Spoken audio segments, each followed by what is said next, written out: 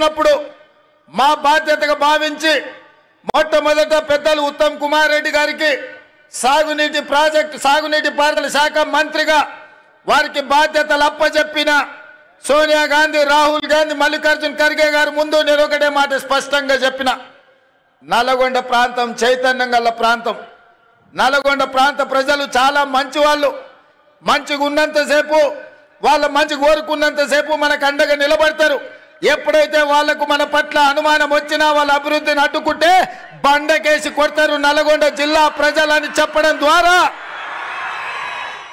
మీ బిడ్డనే, మీ నాయకుని ఉత్తమ్ కుమార్ రెడ్డి గారిని ఈరోజు సాగునీటి పారుదల శాఖ మంత్రిగా చేసి మీ జిల్లాలో ఉండే పెద్ద ప్రాజెక్టులు కావచ్చు, చిన్న ప్రాజెక్టులు కావచ్చు, కానీ పిల్లాయి కాలువ కావచ్చు, ధర్మారెడ్డి కాలువ కావచ్చు, భువనగిరి ప్రాంతంలో మా కుంభమణిలు అడిగే ప్రాజెక్టులు కావచ్చు, ఈరోజు మునుగోడు దేవరకొండ ప్రాంతానికి నీళ్ళు ఇవ్వడం విషయంలో కావచ్చు, ఏది ఏమైనా నగరేకల్ ఏ ప్రాంతమైనా తుంగతుర్తైనా ఖచ్చితంగా మీ ప్రాజెక్టులు పూర్తి చేయడానికి అవసరమైన నిధులు ఎన్ని కావాలన్నా, ఎన్ని వేల కోట్ల రూపాయలైనా అడగవలసిన అవసరం లేదు. మీరు బాజాప్తా తీసుకోండి అని మా ఆర్థిక మంత్రి, ఉప ముఖ్యమంత్రి వర్యులు బట్టి విక్రమార్క గారు ఈరోజు అనుమతి ఇచ్చిండ్రు. అందుకే ఇవాళ మంత్రులందరినీ ఉప ముఖ్యమంత్రి గారి తరఫున ఈరోజు ఈ తెలంగాణ రాష్ట్ర ముఖ్యమంత్రిగా నల్గొండ జిల్లా ప్రాజెక్టులు ఎస్ఎల్బిసి కావచ్చు, బ్రాహ్మణవెల్లి కావచ్చు, పిల్లాయి కాలువ కావచ్చు, ధర్మారెడ్డి కాలువ కావచ్చు, ఈ ప్రాంతానికి కృష్ణా నది జలాలను ప్రవహింపజేయడం ద్వారా ఈ నల్గొండ జిల్లాను సస్యశ్యామలం చేసి తెలంగాణకే కాదు దేశానికే తలమానికంగా ఆదర్శంగా నిలబెట్టాలన్న ఆలోచన ఈరోజు మన ప్రభుత్వం చేస్తున్నది. ఇదే కాదు, ఉత్తమ్ కుమార్ రెడ్డి గారు సాగునీటి పారుదల శాఖ మంత్రిగా, సివిల్ సప్లైస్ మినిస్టర్గా ఈరోజు బాధ్యత వహిస్తూ మేము ఆనాడు చెప్పినాం వరి పండించండి అని. గత ప్రభుత్వం చంద్రశేఖరరావు గారు అన్నారు, వరి వేసుకుంటే మీరు ఉరి వేసుకున్నట్టే, వరి కొనుగోలు కేంద్రాలు మేము తెరవము, వరి కొనము మేము, మీరు వేసుకుంటే మీ కర్మ అని ఆనాటి ప్రభుత్వం చంద్రశేఖరరావు గారు అన్నారు.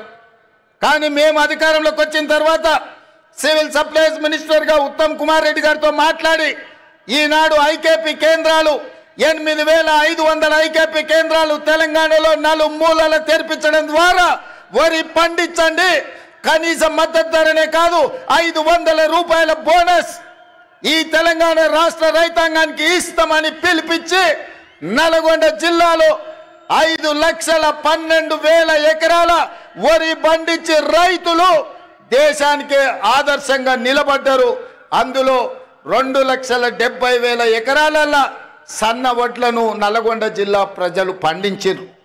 అందుకే ఈరోజు 3 రోజుల్లో మీ అమ్మిన వడ్లకు పైసలు ఇవ్వడమే కాదు, 500 రూపాయల బోనస్ ఇవ్వడం ద్వారా రైతు అంటే ఆత్మగౌరవంతో బ్రతకాలి. రైతుకు వ్యవసాయం దండగ కాదు, వ్యవసాయం అంటే పండగ. ఆ పండగ ప్రజా పాలనలో ఇందిరమ్మ రాజ్యంలో జరగాలి అని ఇవాళ మీకందరు కూడా వరి పండించిన వాళ్ళు గుండెల మీద చేతులు వేసుకొని నిశ్చింతగా నిద్రపోయేటట్టు ఈరోజు మన ప్రభుత్వం ప్రయత్నం చేస్తున్నది. అందుకే మిత్రులారా, ఉమ్మడి రాష్ట్రంలో లేని విధంగా ఈ దేశంలోనే ఈసారి తెలంగాణ రాష్ట్రంతో పోటీపడ్డ వరి రైతులే లేరు. 66 లక్షల ఎకరాలలో 1,53,00,000 మెట్రిక్ టన్నుల వరి ధాన్యాన్ని పండించి ఈ దేశం మొత్తం మీదనే తెలంగాణ మొదటి స్థానాన్ని సాధించింది. ఈ తెలంగాణ రాష్ట్రంలో 5,12,000 ఎకరాల వరి పండించి నల్గొండ తెలంగాణలో మొదటి స్థానంలో నిలబడ్డదని నేను ఈరోజు ఈ సందర్భంగా గర్వంగా నేను చెప్పదలుచుకున్నా. అందుకే నల్గొండ రైతాంగాన్ని మనస్ఫూర్తిగా నేను అభినందిస్తున్నా. అందుకే చంద్రశేఖరరావు గారికి ఈరోజు నేను చెప్పదలుచుకున్నా, మీరు అధికారంలో ఉంటే చెలాయిస్తాం, ఓడిపోతే ఫామ్ హౌస్లో పడుకుంటామనే విధానము ఇది మంచిది కాదు మీకు, మీ అనుభవానికి, మీ హోదాకు. ఈరోజు నేను సూటిగా వారిని ఒకటి మాట అడుగుతున్నా, మేమందరం ఎన్నికల్లో పోటీ చేయలేదా? ఓడినా గెలిచినా ప్రజల్లో ఉండలేదా? ఒక్కసారి కాదు 2 సార్లు మీరు గెలిచినారు, మేము ఓడినాం. మీరు ముఖ్యమంత్రిగా ఉన్నప్పుడు ప్రధాన ప్రతిపక్ష నాయకుడిగా పెద్దలు జానారెడ్డి గారు నిరంతరం ప్రజల మధ్యలో ఉండి శాసనసభలో పాలక పక్షానికి సలహాలు సూచనలు ఇస్తూ ప్రభుత్వం చేసే తప్పిదాల మీద వారు సూటిగా పదునుగా ప్రభుత్వాన్ని నిలదీసిండు.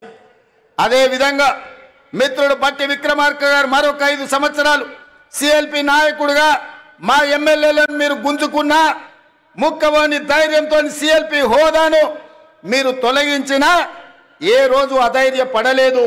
ధైర్యంగా 5 మంది శాసనసభ్యులతో పంచ పాండవులలాగా అందులో కోమటిరెడ్డి రాజగోపాల్ రెడ్డిని కూడా ఎంబడి పెట్టుకొని మీతోని కొట్లాడి నెంబర్ కాదు సమస్యలను ప్రస్తావించడం ప్రతిపక్ష బాధ్యత అని ప్రజా సమస్యల మీద చట్టసభలలో మా సిఎల్పి నాయకుడు ఆనాడు బట్టి విక్రమార్క గారు మీ ప్రభుత్వం మీద పోరాటం చేయడమే కాదు మీ ప్రభుత్వానికి సలహాలు ఇచ్చిండ్రు.